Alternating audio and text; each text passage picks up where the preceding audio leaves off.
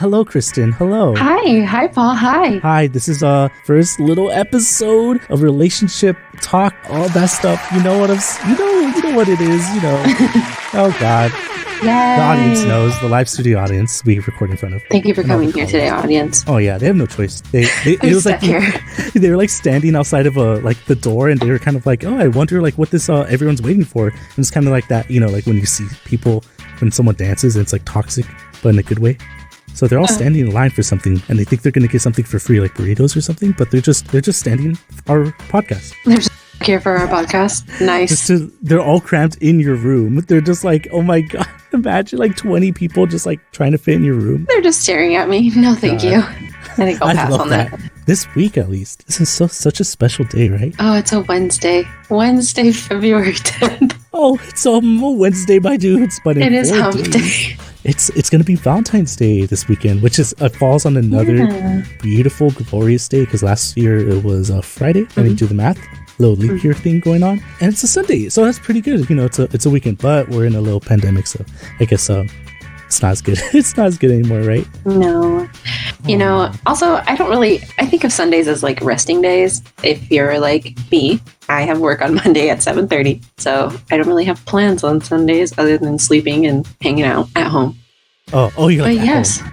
But Valentine's Day. Yeah, very domestic. Well, okay, so like with Valentine's Day, since it falls on a Sunday, would you want to do like a daytime rendezvous or a daytime date? Do you kind of like look at Valentine's Day as like a whole weekend of possibilities? I am single, so it depends. You hear that, everyone? Single. You know what that means. She's ready to go wild. Oh, mingle. Just kidding, mingle. That's what I meant. It depends. It's up to, you and your partner. If you are, I know a lot of people who go out on like Valentine's Day weekend vacation kind of thing because, people work. Well, prior to the pandemic, a lot of people worked. No, now they don't work. So, so you request that weekend off. You want to have fun with your loved one. And, like when I was in a relationship, yeah, we would do like weekend things. Yeah, we would do the weekend. If we couldn't like get off work or if something couldn't happen, like we would either see each other like in the morning for like breakfast or lunch or dinner. Oh my God. Or all three. I mean, breakfast or dinner. Or all three, all breakfast, three, lunch, and dinner. Just live together, damn. My ideal relationship, it's like, damn, I don't want to just like see you. I just want to go into the bathroom and like, that's my break from you. And then we're back, we would live together. That's it. I'm just going to go sit in the living room while you're still in bed. And that's our break. That's the break. Me cooking lunch for them. And then delivering the lunch to them. That's it. That's my stay-at-home DILF duty. And then going back to the kitchen where you belong, Paul. Exactly right. Oh my God, I would love to like just stay in the kitchen forever. That's like ideal for me, honestly. Just cooking all day. With Valentine's Day, you know how like people are, it's like so limited. Where they could go, where they could travel, what they could do, whether or not they could go to each other's houses. Because sometimes the escape was going out to like the movies or the mall or anything like that. And sometimes people they're stuck at home now, especially. Or they're in a weird living situation. Their roommate has like moldy, crusty, like socks all over the ground. So they don't want to hang out there, Oh my God, imagine, like in our cases, we don't want to bring our little honeys or potential honeys home, right? Like it's a little weird, especially when it's the first time, like, like getting to know each other or starting that process of like being Valentines and having a crush on each other. So what do you think people are going to end up doing this Valentine's Day? Do you think they're going to either like go on hikes or something or do virtual dates? Or do you think people are going to explore some more intimate things like intimate conversations on like or phone calls or something? I think that a lot of people are going to be going outside. Oh, but in what capacity? I think a lot of people are going to be doing like park dates or like going to the beach or like you said, hiking if they want to, if they have the physical capability of doing that, or if they want to do that, I think it just depends on like what they want to do. Like my ideal like Valentine's Day date would probably be like a picnic somewhere, like at the beach or like super cheesy, like something super, super lame. Who would do that? Who would have a picnic at the beach? What a loser. Come on, plan that. Me? Also, you, Paul? Shut up. I have a 3-part Valentine's weekend. I don't even know.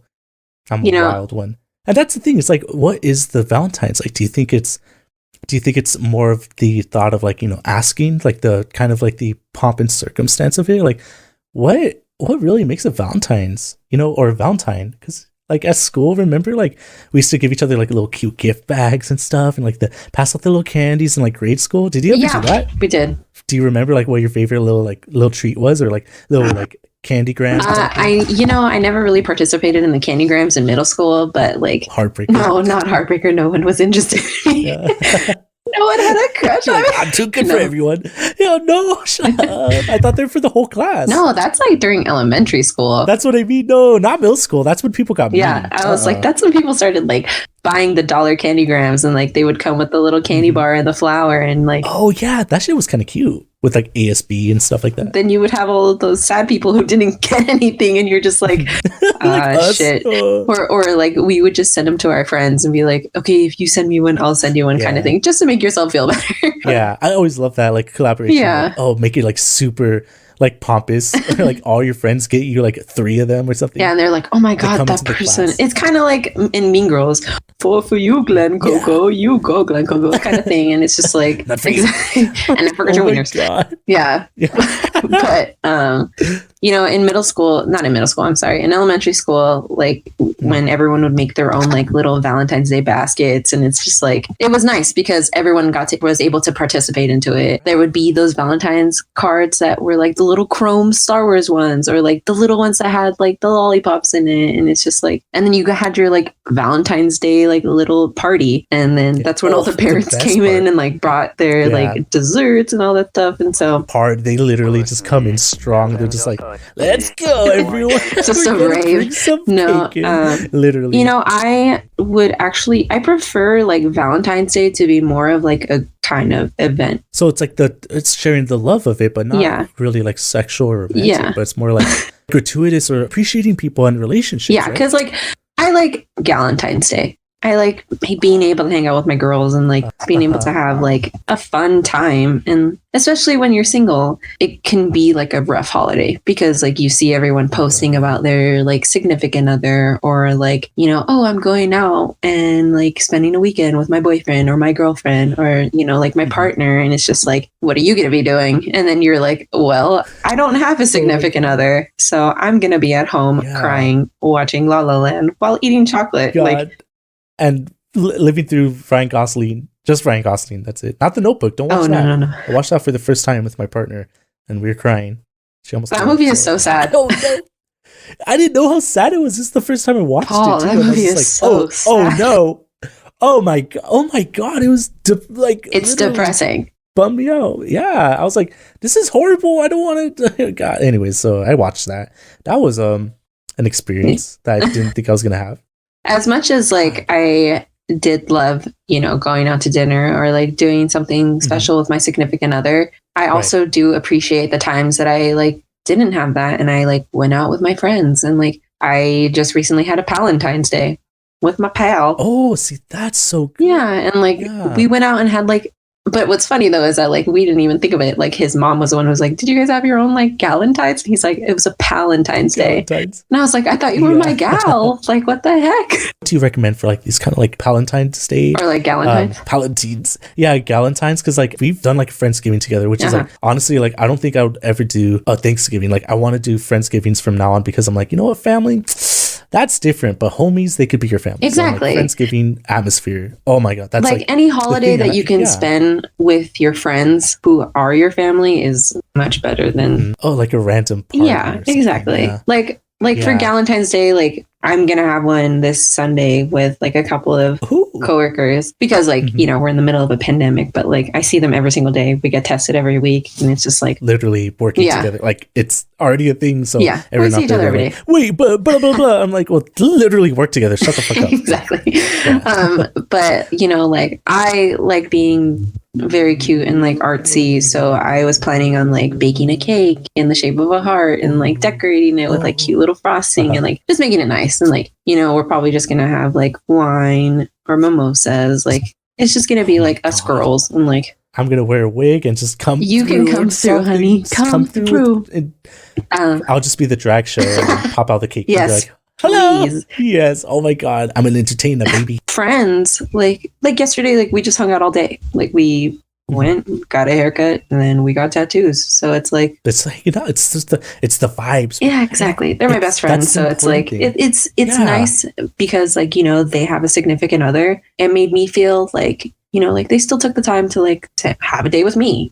Obviously, like nothing romantic, but like, that's what like I take out of it. Like, the times that I spend with my friends and like even knowing like they have a significant other and they still make time for me, it shows that they care, Especially right now with being mindful about the pods and everything, like who we could hang out with and like where it's safe and like you said with your coworkers. So like the pod is sacred. Oh my God. It's so hard to like integrate more people into it or even like be mindful of who they have integrated.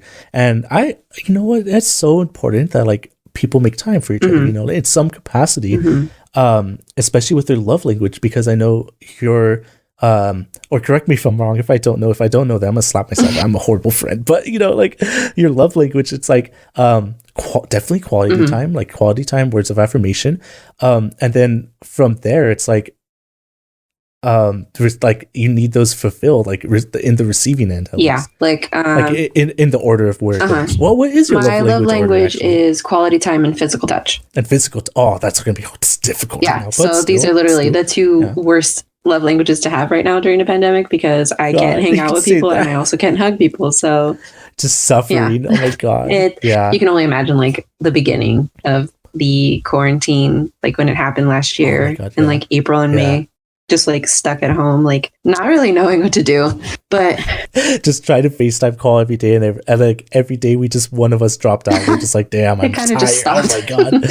Yeah, we're just like exhausted from it. But like back to Valentine's Day, like what's rough about it is that like you kind of have to communicate with the person that you're talking to, because like you don't know like where they're at, or like are you guys together, or like are you just like still friends, or are you just in that talking stage? Like what do you expect out of it? And like during this time, like I personally think it's too hard to like go out and start dating, because I don't know the person and I don't know like who they hang out with or like what they believe with like COVID. Because like if I were to meet someone and they don't want to wear a mask when we go outside, like I'm like already debating on who this person is, man, COVID's a myth. And I'm like, okay, goodbye.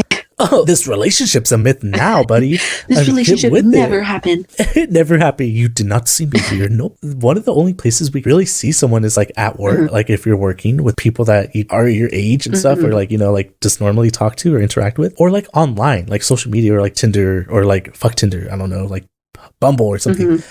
So it's like, where are you going to get the opportunity to better develop a relationship? And it's so, especially now, it's so difficult to like gauge that and kind of gauge where people are without that communication, where it's like when you're, I guess at work, like you could kind of like subtly flirt and stuff like that, or like see each other at a show, don't work with them. So now it's like a way more emphasis on communication and like the words of affirmation, like clarity in it, like, hey, are we doing this now? Let's do like, let's go from dating to going on a date to dating, regularly, or like, are you talking to anyone else? Like how many people are you honeyed up with, baby? Like, those conversations are so important to have, yet so I feel like it's a little easier because it's not face to face, but then some people are like, no, I need that face to face contact, like out of nervousness or whatever, or vice versa. So it's like, how do you think like people are gonna really approach that, like communicating and clarifying what they're doing? Me personally, like I prefer meeting people, just that way like I immediately know like if I vibe with this person. Through social media or like through dating apps, like you can be a completely different person. Then you meet them and you're like, what? Like, this is not the person that I was expecting. I cannot stand dating sites because immediately, like, especially Tinder, like if you, and I know Tinder is a place to go, like just to fuck, but like, if you're just like putting it out there, Tinder, you are branded, typecasted. Well, because like you match with someone and immediately they're like, hey, what's up? You want to fuck? Like, hey, let's exactly. fuck. Like it's two messages in, and then you're like, okay, like you only super like if you actually want to talk to them. Exactly. Like I'm just trying to like, feel the conversation, see how it's going. I'm not trying to be like, let me give you my snap, send me that dick pic. Like, oh my god, hell no, thank you.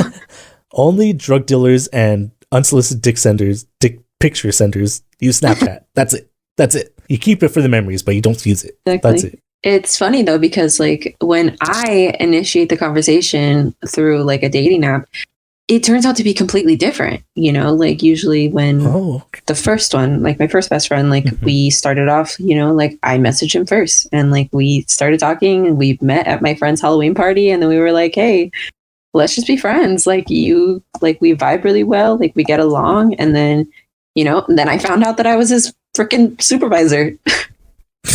what a turn of events. Oh my God. And then I met you. God. Oh my God. God bless. No, okay, no, the curse. And then the second time it was like, I think like 2 days before Thanksgiving when I met Hector and like I messaged him and then we just like started talking about like Thanksgiving food. And then 2 days later we met. Like we were on. It was so immediate. Yeah. It's so weird. Like when you immediately know when like you are like with someone who like, that you're going to be friends with. Yeah. And like the connection was so fast and so easy with both of them. Like Justin and I spent the whole day together and then like at the Halloween party and then Hector and I were on FaceTime for 4.5 hours the first time we talked. God, the long FaceTime calls are like that. That's what gets me, honestly. Like that is some collaboration. Exactly. That is and some like, connection. And it's like, what the hell? Like we didn't even know each other. Like what the fuck did we have to talk about? Like I always think that. Yeah. I'm like, what the fuck did we talk about? Like when conversations last that long or phone calls, I'm like, what did we even say? Did we just like make noise or breathe? Exactly. We were just like how did it even start? Like, okay, what? Like, how did we get here? As Haley Williams said. God. But yeah, like, it's just nice. But, when it comes to like dating and stuff, like, I think it depends on, like if you just got out of a relationship, like how much time do you need before dating again? Like when will you be ready to date? When will I be ready to date? Well, let's see. So the last time I was like out of a relationship and needed time to date. Well, here's the thing. Okay, so here's the thing about that. Is that your final answer? Whenever that's my final answer is there's a conundrum here because whenever we exit a relationship or we grow apart from someone, that disconnect I'm not speaking of like if it's like toxic, like if it's like you had to get out kind of thing, but it's more of a mutual like, hey, like it's not working or like a disconnect, or it's like, hey, like I am separating from what we thought we wanted, like that conversation is really tough, of course, and it has to be had. And when it's like that kind of separation, it's kind of hard because it's like it seems okay for me, at least for me, it's like I was looking for like, okay, so who do I connect with, like who's just like me or who's the complete opposite. And the problem with that was like I was seeking, and that's like hard. It's like, like when you're looking for a job or like looking for your phone and it's like literally in your fucking hand. Like, oh my, I hate that. That happened to me. Oh my God. I was like, where's my phone? And it was like on the table. It was like that, like when was I ready? And it wasn't until I realized like it was like the work that had to be done with trying to establish like not just who I am, because, we're in our 20s. So like we're always growing into like who we want to be and stuff. But it was more of like, who do I want to become when I'm with someone? And who are they going to inspire me to be? And then it was kind of just like, not like I wasn't ready for that for the next Valentine's Day, because I was like separated from them a few months before. So like personally, and every time I've been like between either like, situationships or relationships or dating, whatever it was, or even talking to people around Valentine's Day, it was never a conversation, or not to use the absolute never. It was hardly brought up that like, hey, like, is this going to happen? Or like, like it's just kind of shied away from, because it seems like both people aren't ready to commit. And that was the main problem. It was like talking about that commitment. And that's especially, like even more challenging through meeting someone through dating apps and stuff, like not knowing their commitment level, but knowing they want something. But it's like, what do you want? What do you want? Tell me what you want, what you really, really want. And I'm like, oh my goodness. What is the timeline of it? I don't even know, because like my current partner and I are like, fuck, time doesn't exist. And we said that last night. Remember, we were texting, we're like, time is an illusion. Time does not exist. Yeah, because, like hearing the phrase, it's not the right time yet, is a very Ooh. You know, it's a very confusing like phrase, and you're just like, what does that even mean? Exactly. No, it's just like That was much longer than I thought. I'm sorry. okay. It's just like, you know, I think it's a cop out. I think that phrase is a cop out because you're like, hey man, like either it's gonna happen or it's not. Don't tell me it's not the right time. Like, because I'm asking you now. I'm trying to figure out the now because I'm not gonna wait, you know, like yeah, that means they're tied down to the structure. And if they have a structure, that means they're committed to an idea of something. And that also means that you're not in the idea. Yeah. You're not in their thoughts at the time. They're not fitting you in or trying to fit you in their life and their timeline, whatever their fictitious fucking timeline is. They're not like looking at you as a piece in that or a piece of their life. And that's so, in a way, especially when you're talking to someone or like have a deeper connection or intimacy, it's almost like disrespectful of your time. Since we're talking about time, like time, I don't care about time, but I definitely feel that because like you've had experience with that. I literally recently had experience with my partner saying that, where it's like not the timeline thing, but it's like it wasn't the right time or the right place, and I'm like, fuck, I hate that because I'm confused. That's so confusing to me. I don't like that. Like I honestly do not like that. Like I don't like that saying of like you don't want to commit to this time, even though it wasn't that. Like it was just in reference to when we knew each other as friends, but maybe we weren't healed yet, so the universe or God was like, you know, like not connecting us at that moment. Yeah. But in this case that we're referring to, where it's like someone's like, oh, I'm not ready yet or anything, it's like, well, get ready, let's go, clock's ticking if you're talking about time, because go to therapy, young man, or woman. Everyone should go to therapy, or woman, or person, you. or thing. Just go to therapy, Thady. Everyone should go to therapy, honestly. Like, get some navigation going on. That's what we'll be talking about on our next episode. Oh, absolutely. Oh my God. Therapy and how shitty it is to find it. And insurance. Insurance. Oh my God. But, don't even get me started with this insurance. Like, it's like you said, like with you, it's difficult when, you know, things don't work out and you guys, you know, you guys both agree that, you know, maybe you shouldn't be together, you know. For me, I think it's a lot easier to, you know, go out and like find someone else when I know that my partner also agrees that it isn't working. Right. Yeah. Because that way I have clear communication with them and they're just like, I agree with you. Because, you know, like in my past relationship, it didn't end well. I got cheated on.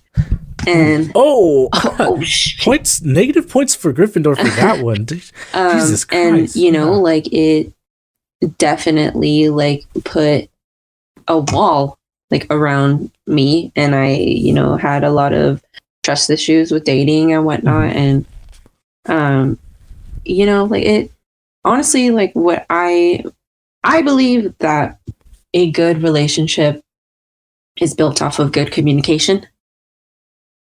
And, you know, there should be clear communication of what you want and what you're looking for. And you need to clarify in the talking stage if you're still talking or if you're still interested in your ex. Because, honestly, you know, there's no shame in, I mean, like, yeah, be ashamed on your own, on your own time. I'm to your therapist and to your friends maybe, but not like, you know, in a way of like emotionally burdening them. But like, there's no shame in communicating how you feel. And like people change feelings. So it's like, hey, I'm struggling with letting go from this, or I'm struggling with this, but at least clarify it's a struggle. So maybe it's something that they could help you with, or maybe you could grow out of. You know, like instead of hiding it and then, you know, like you getting into this relationship with someone and then being like, hey, I'm still in love with my ex.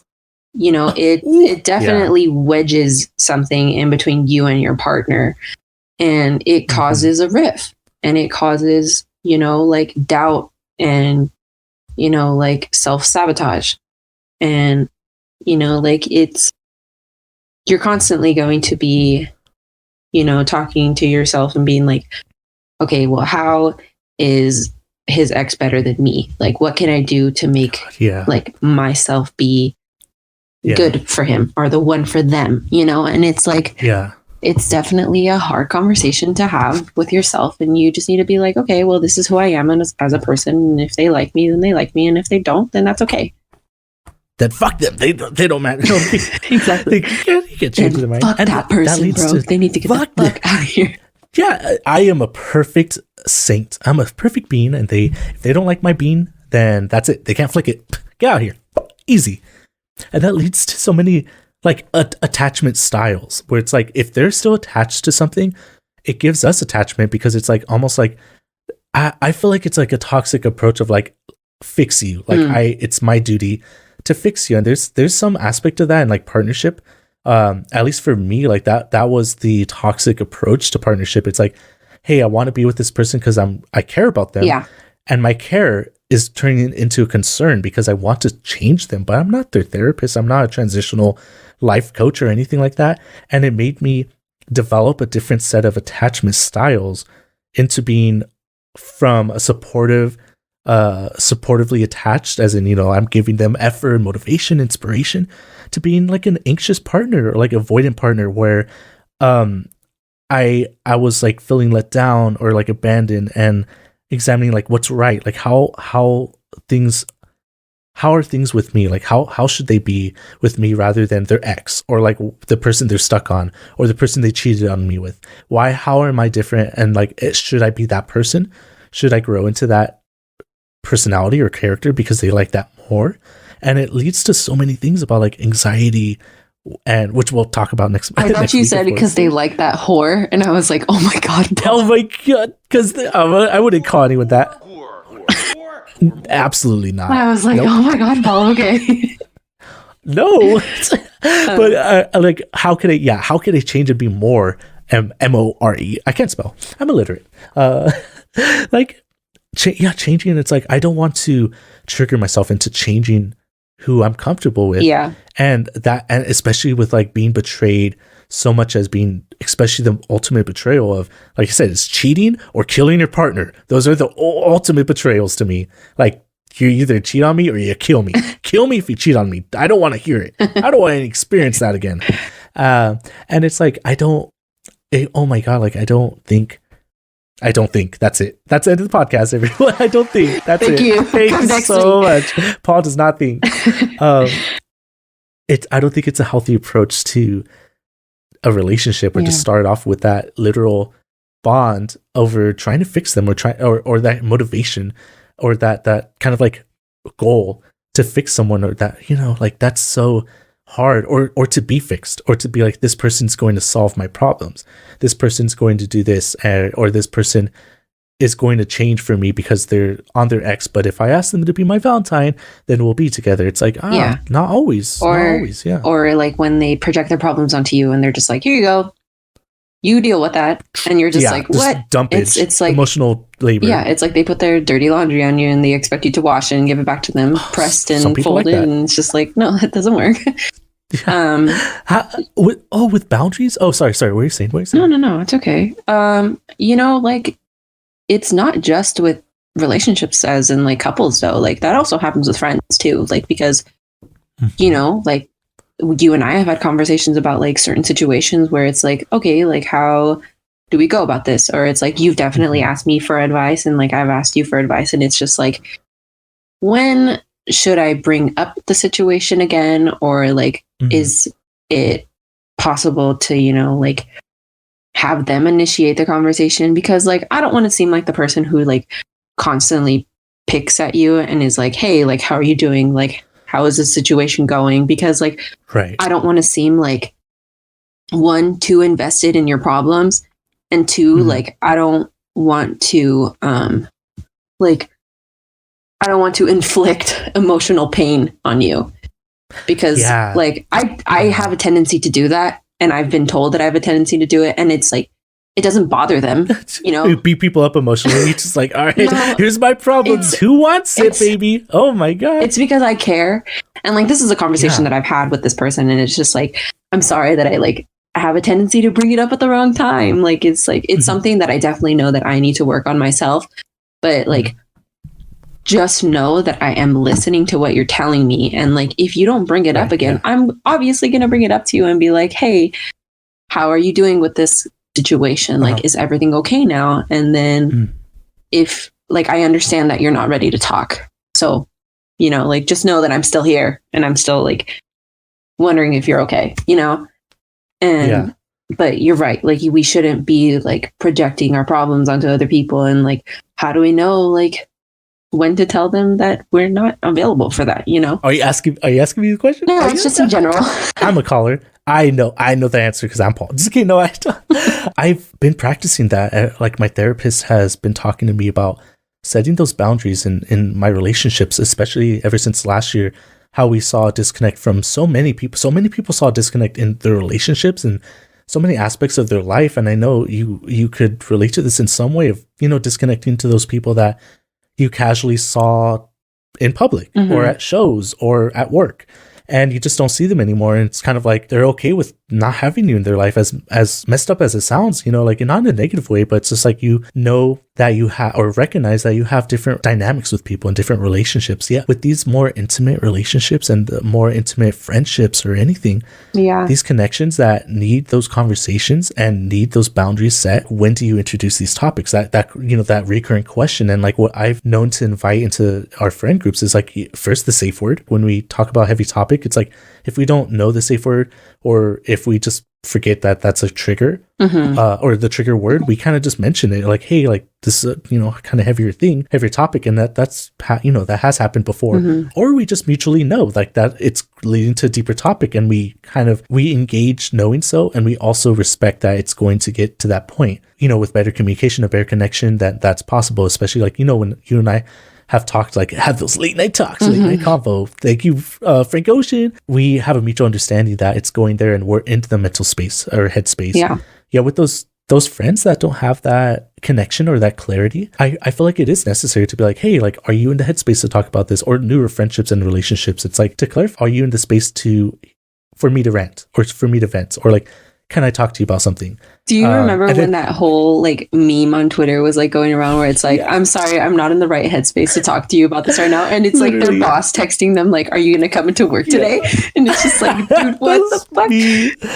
That was, I'm like, because I used to love saying that, because I'm like, actually to clarify and to get that consent of ranting to someone or venting to my partner at the time. And like, it became a meme and they felt silly using it. Then I'm like, oh man, that validated me. And my therapist was like, why? I'm like, you don't get memes, fucking Audrey. That's my therapist's name. Audrey, you don't get memes. And I had to explain the whole thing. And she's like, it's just a joke. And I'm like, it makes me feel a certain way, Audrey. Come on, Audrey. Come on. Yeah, Audrey, come on. And it's true. I mean, my partner does that where she's like, before she like, or when she starts going, she'll like kind of like take a step back, or I'll take a step back and like, wait, are you in the space to talk about this or listen to me? Or we clarify like, hey, can I get advice, or like, can I talk to you about something? And then we don't leave it there. We never leave it there, because that brings anxiety, you know, like we need to talk kind of thing. It's always like, hey, can I talk to you about this? But it definitely does help, because it's like we have said no before. We're like, I'm not in the space, or like, hey, I just want to talk about this instead. And we've also had the conversation, or brought into the conversation about like, and with other friends or people I've talked to, like about more intimate things or deeper conversations, where it's like, how can I be here for you? Like, do you want me to listen? Do you want me to hear and try to understand you? Or do you want me to be here to support you with advice? How can I support you at the moment? And like, it's, if you don't understand, or it's a new relationship, you don't understand their conversational style or what they need for you at the moment, or you just don't know how to be there without being insensitive to them, then it's okay to ask. It's okay to not know what they need. And I feel like that's a really, it's kind of left out of the conversation. Have you ever found yourself like doing that? Like asking someone, not out of like, I'm like, I don't know what to do, like I am so like ignorant, but like as in like, hey, I care about you and I want to know what's going to be the best way to help you and support you. Like, Kristen, have you ever like had that with your like friends or family, or like had that kind of conversation? The last time that I was in a relationship was in 2016. And, you know, nowadays, like everyone is open to communication, and we, you know, like our feelings are valid.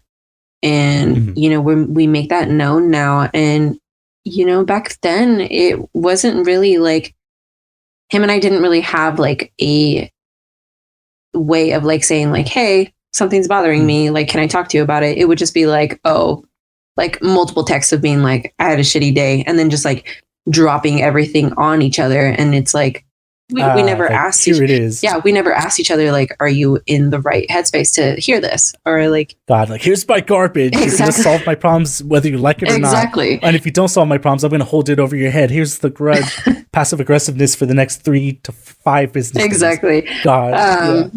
I will be leaving you undelivered until I'm ready to read your message. I'm going to stop sharing my location. See how you like that, fucker. God. Where am I? Trader Joe's or Trader Joe's? Who knows? Oh, shit, bitch. God. But now, you know, like, when I have conversations, like, with my best friends and, you know, like, they want to talk to me or they want to, like, you know, get stuff off of their chest. And I'll be like, okay, well, how do you want me to respond? Like, how, like, do you want me to just listen? Or do you want me to give you my advice? Or, like, do you want to hear what you just want to hear? You know, because there are times where, like, I have shit going on and I, like, talk to you about it. And I'm like, I don't want to hear, like, what your advice is. Because I know what your advice is. I'm not going to take it, but I just want you to listen to me right now, you know? Exactly. And sometimes it's inappropriate to get that advice. Yeah. And, like, for me, I've been told that I give really good advice, but I'm also one to not. Retweet. I'm also one not to follow my own advice. So here I am, stuck in this conundrum of being upset at myself because I know what I'm doing. Because I'm sorry. I know what I'm doing is wrong, but I don't want to fix it. You know, because I'm afraid of what the outcome would be. Me being able to tell someone like, oh, hey, yeah, that person's being shitty to you. Let them know what the fuck is going on. Like, I'm not, you know, like, worried about what their outcome is going to be as a friend. Like, I'm like, okay, like, they're going to take care of that. But for me, if I'm going through the same situation, I'm not going to be like, hey, you're being shitty to me. What the fuck? You know, because I'm afraid of them being like, okay, fuck you. We're not friends anymore. And then I'm like, oh my God, I just lost a friend. You know? Which is it's a huge thing. It's not like, because everyone, remember, we're talking about friends. We're not talking about like colleagues or like acquaintances. Like, these are meaningful people to us. Like, we don't take that lightly. And it's like, some people are like, you know what? They have that mentality of like, you could lose someone like if they weren't helping you grow and stuff. It's like, well, it's really tough because they were there for you at some point and they showed the potential to being, you know, fruitful for you and helping you grow.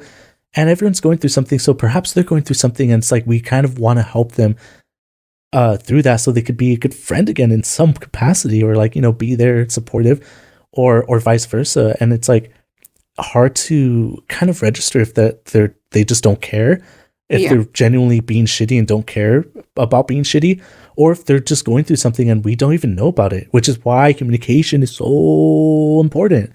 Like, yeah, closing yourself off, and that it happens, you know, like, some unfortunately, and oh my God, it's just, I feel like it's just so hard for people to be like, like exactly what we said, like, hey, I'm going through it, like, I just want you to listen or be here for me. Or another hard thing too, like going into like a relationship, how, like, for me, you know, there are times where like you have an anxiety attack or you have a depressive episode where you're not yourself for a week. And it's just like, how do you tell someone like, hey, I'm going through it right now. You know, I'm not going to be like the uppity fucking peppy person that I usually am. I'm going to be sad.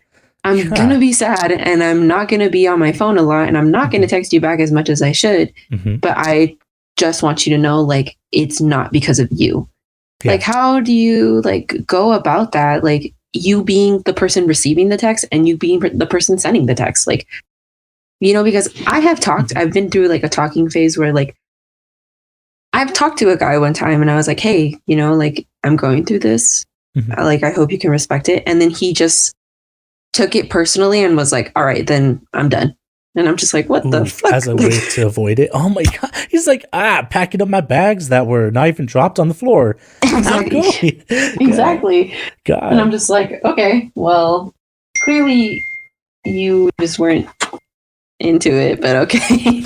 You're like, yeah, like, I mean, he's like, I got a schedule to be on. I got time that I got to adhere to. I'm like, shut the fuck up. Like, you're either, like I said, like, commitment levels, like, you know, even when people are talking, and like, that's so hard to like, I feel like hard to receive. So like, I'm not sympathizing for him because he's a little fucker for doing that. But like, I'm gonna say like, I could see like how he was unsure about that. And like, it's very unclear No, for him to receive that.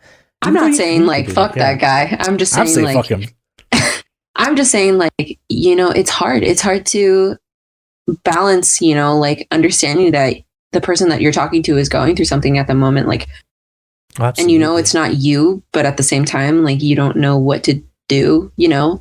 Honestly, Because I've been in yeah. that situation too, where someone's like, I'm not in the right mental space, but Mhm. you know, like I do like you, but Yeah. I'm not gonna be like emotionally there. And it's Yeah. just like, do you wait? Yeah, Or until, or if they drop yeah, off from that, like if they were like a really cool, like, you know, charismatic person, really nice personality, and then they just drop off. And that yeah, dynamic change is so displacing where it's like, you know, they're going through it if they, whether they communicated it or not, especially you, like you're smart enough to read the signs, read their language, read their communication style, their texting habits. It's like, okay, they're obviously going through something. You know, whether they communicate it or not, like they're going to need some space or some clarity, or space to find clarity and stuff.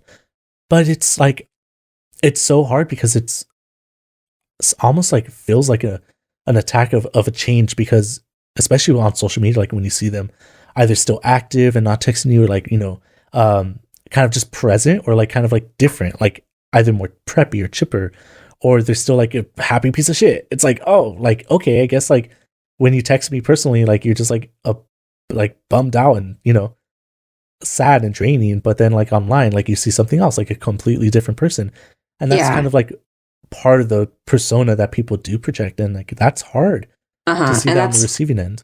that's also like another form of like self sabotage because you are assuming that like it's your fault, you Mm-hmm. know, and you're like, okay, well they just don't like me because you know clearly they're on social media and like they're being happy and go lucky and whatever, and Mm-hmm. it's just like that's another thing where it's like that's where you go into boundaries and Oh you're yeah. like, okay, well, how do I know if this person really likes me? Because one, I'm not trying to be a stalker and see if you've liked stuff on Twitter instead of texting Yeah. me back. Oh, And I I'm hate not, that. I or, hate the concept of like or looking at seeing people's like, ads. Yeah, like, yeah, exactly. Or seeing that they've been active on social media and you're just yeah, like, why the fuck, like, why aren't you texting me back? And it's yeah, just like like, stalking them, like, you know, like keep on yeah. refreshing. I'm like, oh god, that is that is a trend, like to keep up on people.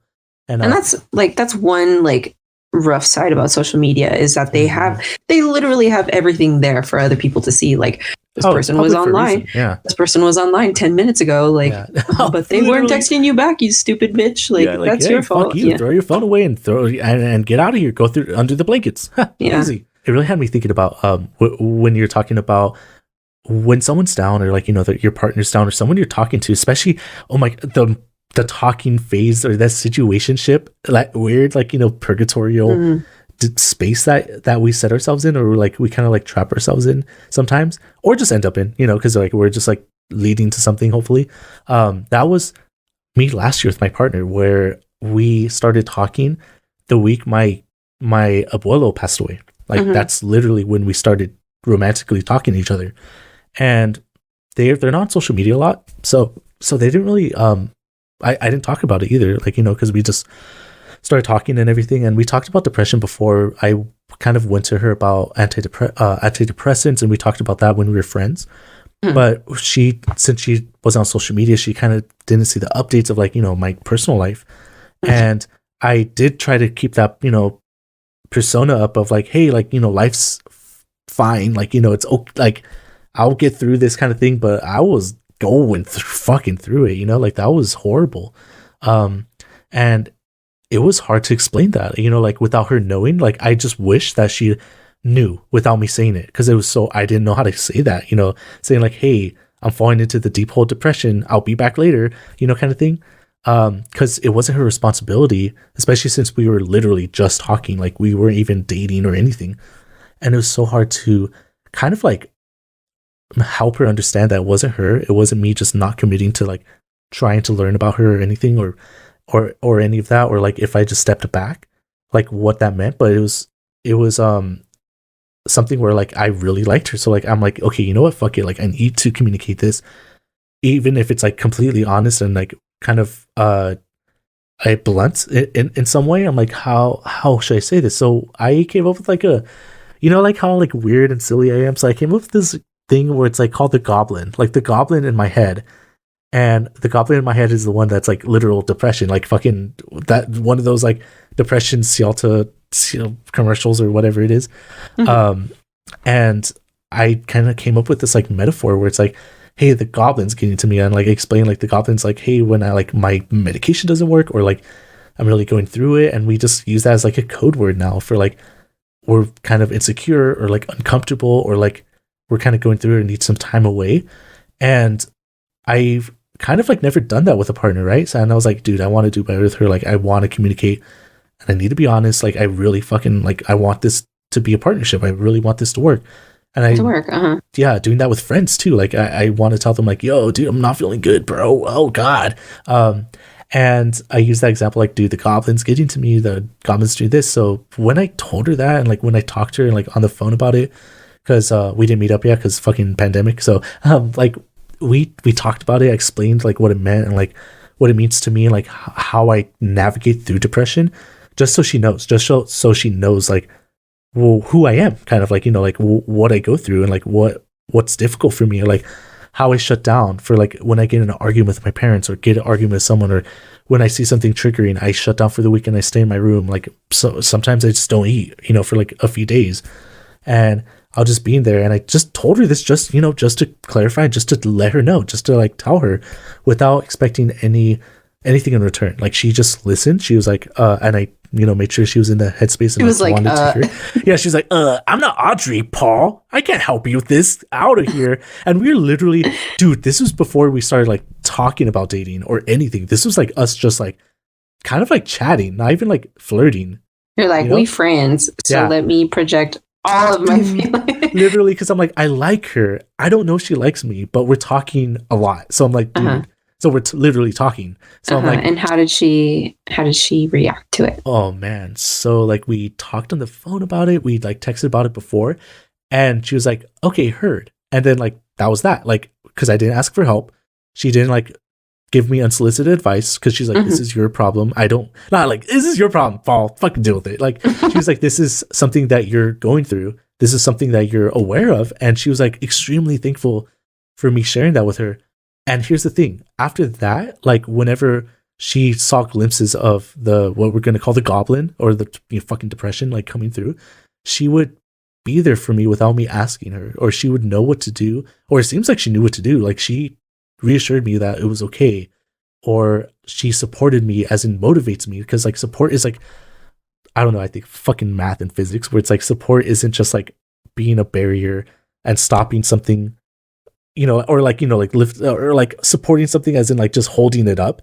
It's like a constant force that's equal to the force being pushed on it. So it's kind of like she was there consistently motivating me, inspiring me to do better, or to journal, or to think about it and reflect, or just talk to her, or like she would distract me like when I didn't think I needed distraction, or she's like, hey, like let's like watch a movie, or like let's talk about this instead, or let's talk about like our childhood. If you're thinking about something that's happening then, let's think about the happy parts, without saying or without setting it up like that. Like she naturally knew what to do, and vice versa, because we had that conversation and we came to a better understanding. And that's why I've been kind of hoping to invite into friendships. I know it's a little different because they're not romantic and not as intimate, but I've kind of thought about that more, where it's like, how can I be there for people?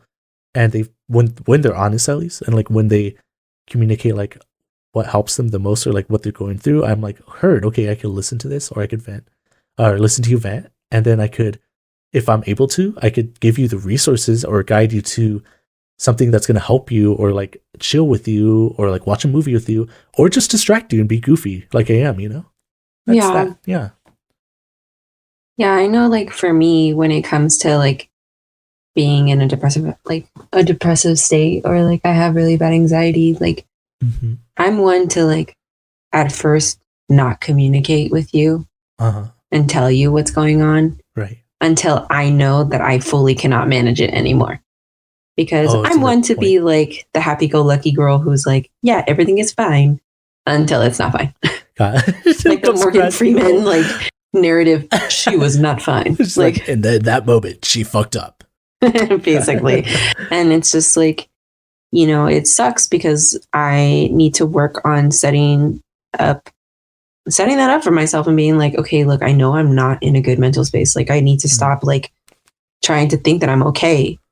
Like I need to stop hiding that from myself. And it's like, no, like it's especially like even liking someone. Like I'm like, no, I don't like them. And it's like, shut up. You know you like them. You Like know, stop. you like them. You're looking Stop at their denying toes, it to yourself. Like yeah, exactly. Stop denying it to yourself. Like you're literally lying to yourself. That is the most Don't toxic do thing that that to you can do. yourself. Mhm. Exactly. Be honest with Like, yourself too. Exactly. You got to be honest and open with yourself. Like, yeah, I'm going to be the number one person to judge myself, but like, it's me. Big judger, yeah. You know, but I get it. Like, when is the right time to tell your partner? Like, you know, like, and like about your mental health and if you've been struggling with it and stuff. Exactly. Like, right. Well, when do you tell your friends? Like you mentioned that you tell, or you like you come through with that when it's already like your breaking point, which is, I mean, it's really sad to hear because it's like at the receiving end. I mean, because I feel very selfish. You know, when we were talking about like, when someone hurts you or like, you know, disconnects you, like, was it me kind of thing? Because it's always like, is it me? Is it my fault? Is it me, Jesus? Jesus, take the wheel. Carrie Underwood, sing it. It's like, it's not always about us. Fuck. It's like, it's about our friends. Like, if we care about them, we're like, okay, I am not involved unless they say, it was you that made me depressed, Kristen. It was you. Like, no, it's never going to be that. It's literally just us going through shit, you know? And I forget that a lot of the time. Or, you know, like when I do feel like, hey, like the group chat, like everyone's cool with it, but like this one person's not cool with me and stuff. I'm like, all right. I'm going to pull aside. Like, let's talk about this. But when do you kind of mention that to like new friends or like your friends without that kind of episode coming up or like, you know, before that intense moment of dropping off? Like, do you invite that? Is it because it is a part of us, you know, the living with anxiety. It's always going to be a challenge living with depression. It's going to get better. It's definitely going to have its days where it's not even there, and some days it's going to be challenging. So it is a part of us, and it is a part of our makeup. Not our personality. It doesn't define who we are, our character, but it is something that we live with. It is a condition that is as intense or not intense as it is something that is challenging us. So when do you think that you would kind of open up to someone about that? Like, do you open up until that point of no point of the point of no return? That point of no return. Yeah. Or are you just straight up? Are you just straight up with these people? You know. You know, if we're talking about like friendship and relationships, you and like our group, we're very open with our mental health and whatnot, and you know, not all of us go to therapy, and you know, some of us act like therapists. Like I know I'm like anything. But I just thought that SpongeBob be like, "No, all of us go to therapy." I'm like, "Oh God, I'm sorry, my health insurance runs out this year, so I'm gonna be out of there." God. You're like, I'm trying to soak up as much knowledge as I possibly can. I'm a sponge, baby. I'm like recording everything. I'm like, yes. I need to reiterate this to my friends. Tell them more. Yeah, tell them more. Give me your brain. Oh my God. You know, like in relationships, I have definitely, you know, like after like the first like couple of times of talking to them, like, you know, because you don't start off with like, hey, my name's Kristen and I have severe depression and anxiety. God. Hi, and also Kristen. My favorite color is purple. Oh, you know? Yeah. It's just like it's like an AA group or something. It's something. It's definitely something that I like hold off on, but not like keep completely to myself. Because like if I feel it also depends on like the person that I meet. Because like if I feel comfortable with them and tell them like, hey, you know, like I suffer from this. So if there's times where I'm like this, I'm sorry, you know, and it's just like I have met a lot of people, and I'm not friends with everyone. Like, I'm not friends with all my people, like all those people that I've met. So like, they don't need to know like what I struggle with or what I deal with, and it's just like, not everyone needs to know. It's not like I'm going to go stand on a card, like on a box and be like, I have depression, like those stupid commercials where they're like, up to it. Yeah. Yeah. But like, it's just with you guys, it's very easy to be like, hey, I'm not feeling it today. Mm-hmm. And then you guys are very understanding. And we're always like, fuck you, Kristen. Or like, get over it. Then get the fuck out of the chat if you're sad. Come crack open a White Claw and forget about it, baby. No, he's like, pop your pills, shut up, and fucking go to sleep. Go to sleep. Wake up tomorrow. It's a new day. It doesn't exist. Depression? Nope. For me, boundaries, it just comes down to like communication with, my partner. And like, I like talking every single day. I like communicating with them every single day. And, like, if it comes to boundaries, like, I like to, talk to my person or like even to my friends and be like, hey, like, if you don't want to talk every day, just let me know. And like, I know it doesn't mean that you hate me. It just means that like, you're not down to talk today, and that's fine. And, like, it won't let me like self-sabotage and think like, oh, either this person is dead or this person hates me. So, oh my God. those are the two top things that I always do. They friend cheated on me, or they need to kill me because I don't want to deal with it, Kristen. Exactly. Or like, I'll text my best friend like all the time. I'll be like, "Are you mad at me?" And he's like, "No." And I'm just like, "Okay, well, I haven't heard from you all day." And he's just like, "I've just been busy." And I'm like, oh, "Okay." But it's like 3 a.m. Like, I've been asleep. I know. God. Are you mad at me? Yeah. No, I just want time to myself. In my plumbo. But yeah, I think this is a good first episode. And if y'all are more than welcome to like reach out to us on our social medias. Paul will put it down in the comments below. Commentary. I'll just shout it out the street on the soapbox in front of the crowd that we just let in, and they're like, "This isn't a Pete. This is a Chipotle. What is this?" Yeah, it's not. Yeah, like a newsboy with a little newsboy's hat and little overalls, and I'm like with the New York accent, like, "Get your relationship device." Oh, that's like an old man. I don't know. Read all about it. Relationships and boundaries. Listen about it. Boundaries and sex. And we didn't even talk about sex. Good. Good God. That actually is going to be another episode where we just talk all about the sweet, nasty, sexy time. Nasty. Disgusting. It's myself. Oh my God. Whoop, not that one. What are we going to be talking about next week, Paul? Oh, goodness. Well, next week we're going to be talking more about depression, more about anxiety, but not the aspects of living with it and learning to live with ourselves and accept that, and not in a way like it builds character kind of thing, as people say, like struggles build character. No one should struggle. That shit sucks. But we should understand on how to live with it and how to tolerate it, how to tolerate the challenges and actually communicate that to people that we care about, and hopefully they could help us through it or guide us to get the resources to better ourselves and to heal. And it's going to be a challenge, everyday challenge with who we communicate and like what we're going through and struggling through.